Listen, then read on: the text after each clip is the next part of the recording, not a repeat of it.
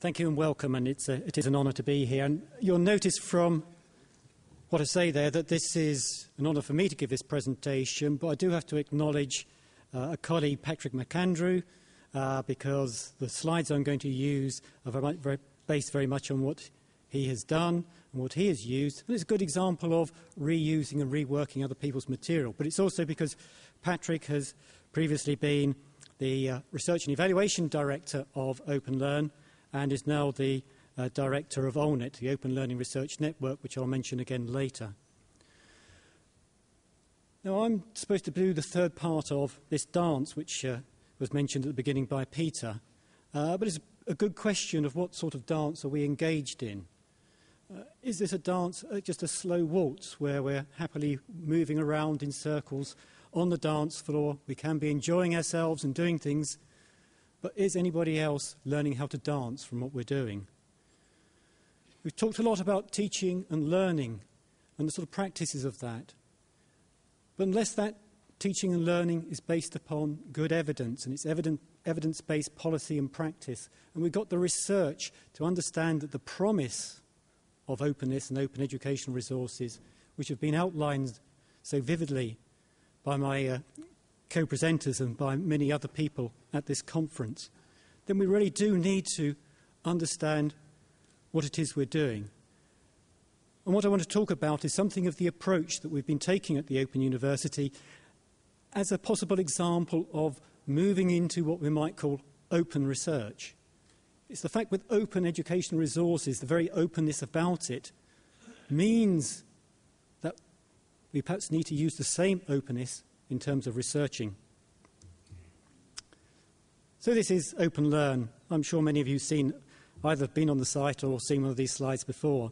And we've got the two sites, the Learning Space and Lab Space. I don't want to go much into details about this, except to say that in the first 2 years of establishing OpenLearn, with the very generous funding from the William and Flora Hewlett Foundation, 12% of the total $11 million budget for those first 2 years was spent directly on employing researchers to research what we're doing. But the actual impact was greater than that because many other people in the team actually took part in that research. And it's because we took an action research philosophy from the very beginning. We realised that in doing this, there are so many aspects and issues to open education resources. As I said earlier, the promise seems so promising. Don't they seem so good? They are a public good. Doesn't it look like they can do something with them? But what do we actually look at? What is the most important aspect? We've heard many different aspects of this, but which is the most important to look at? We decided we had to look at as many of them as we could, and we actually use different methods and techniques to do so. So it involved many different approaches: informal, technical, case studies, controlled analysis, comparative context, experiments, evidence. We had to think about, utilise different methods, use them in very quick ways often, try to answer questions quickly and then think about both the short term, the medium term, the longer term ways in which we can get some of the evidence, some of the responses to understand what this new landscape offers. In particular, we were looking at what learners did, we were looking at what educators did, and we're placing the researcher very much in with those learners and educators. We're looking at it in terms of the social and institutional context for those learners and educators, and that included those researchers looking at us, looking at the team, looking at what we're doing, because we were educators trying to provide open educational resources to the world. So we had to look at ourselves as well as look at the impact of what was happening outside with others. So in terms of the researchers in this mix, as I say, we already used mixed methods. We did many monitoring, surveying, remote viewing of what was happening, eye tracking of people in the user lab, using different knowledge mapping techniques to record data and to record interviews, doing interviews over the phone, doing interviews over the web, doing video interviews.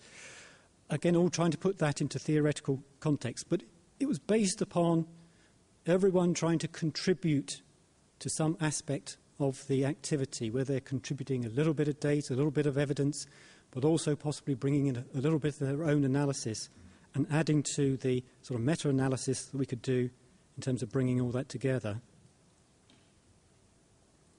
But it also involved, obviously, looking at the learners. As I said, we're divided into the learning space and lab space on OpenLearn, and so we were looking at what people in the learning space were doing, what was happening in there.